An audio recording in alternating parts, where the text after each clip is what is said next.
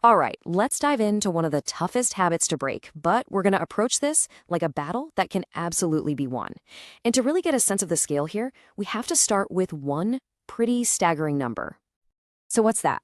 Well, that's the estimated cost of lost productivity every single year in the United States just from cigarette smoking. And get this, that number is from a 2018 study, and it doesn't even count the actual healthcare costs. It's one thing to see a giant number like that, but it represents something much more personal. It's millions of stories of people missing work, not being at their best when they are there, and just having their lives impacted day in and day out. So that's the big question, right? If it's so expensive and so damaging, why is it so ridiculously hard to stop? Well, to figure that out, we have to go deeper than just willpower. We've got to look inside the brain, at the actual battlefield where this fight takes place. To really understand this battle, we need to look at the basic operating system for all of our automatic behaviors. It's something called the habit loop. In his book, Atomic Habits, James Clear explains that pretty much every habit you have, whether it's good or bad, runs on this simple four-step cycle. It's basically the brain's way of being efficient. See, this system is designed to put our lives on autopilot. But here's the problem. It can be hijacked. And nicotine might just be the most perfectly engineered substance on the planet for doing exactly that. Yeah, nicotine is sneaky. It doesn't just play along with this loop. It storms the control room and rewrites the rules.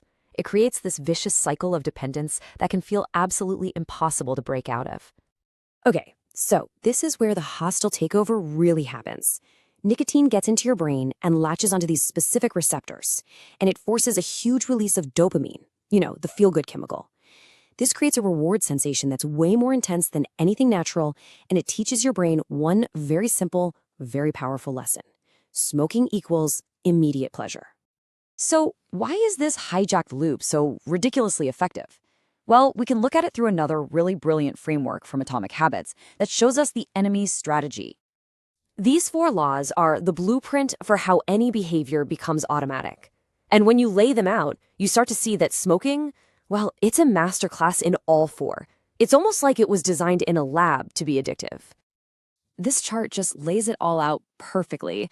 First, the cues are everywhere. Your morning coffee, a work break, stress. That makes it obvious. Second, that promise of a dopamine rush makes it incredibly attractive. Third, cigarettes are cheap and you can get them anywhere, so it's super easy. And finally, and this is the kicker, the reward is instant. That feeling of relief hits you in seconds, making it deeply satisfying. You see? Trying to fight that system with willpower alone is like bringing a knife to a gunfight. The deck is totally stacked against you. Okay, I know that all sounds pretty bleak, but understanding the system is the absolute first step to taking it apart. And that brings us to a huge shift in mindset, what I'd call the real turning point in this whole battle. This quote right here is everything. It's the key. It completely reframes the problem. It takes all the blame and the shame that people feel when they try to quit and fail, and it just throws it out the window. It's not that you failed, it's that your system failed. And this is the foundation of the new system. See, lasting change isn't really about a goal, like saying, I'm going to quit smoking. It's about identity. The goal isn't to quit something, the goal is to become someone, a non-smoker. So you start by just deciding, I am a non-smoker. I'm someone who takes care of my health. And then you prove it to yourself. Every time you resist a cigarette, it's not just an act of self-control, it's a small win. It's one vote that you cast for that new identity. So how do we start casting those votes? It's actually pretty cool. We can take those same four laws that made smoking so powerful and just reverse engineer them. We can build our own playbook for victory. This is our strategy. It's so simple and so elegant. We don't need to fight this impossible battle with willpower. Instead, we just flip the laws. We build a new system where we systematically make smoking invisible, unattractive, difficult, and totally unsatisfying.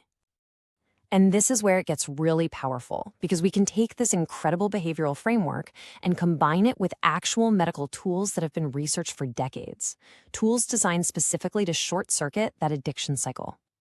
So here's our playbook in action. To make the cue invisible, you change your environment, you avoid your triggers. To make the craving unattractive, there are medications like varenicline that literally block nicotine from giving you that pleasure hit. To make the response difficult, you add friction, you throw out every single cigarette. And finally, to make the reward unsatisfying, you can use things like nicotine patches or gum. They give your body the nicotine it's screaming for, but they break that powerful, instant link between the act of smoking and the reward. And the science on this is crystal clear. The data shows that using these tools dramatically increases your chances of quitting for good. And as you can see, varenicline in particular really stands out as the most effective single medication for helping people stay smoke-free. But you know what's even better? The absolute gold standard, according to the American Academy of Family Physicians, is a full-on combined assault.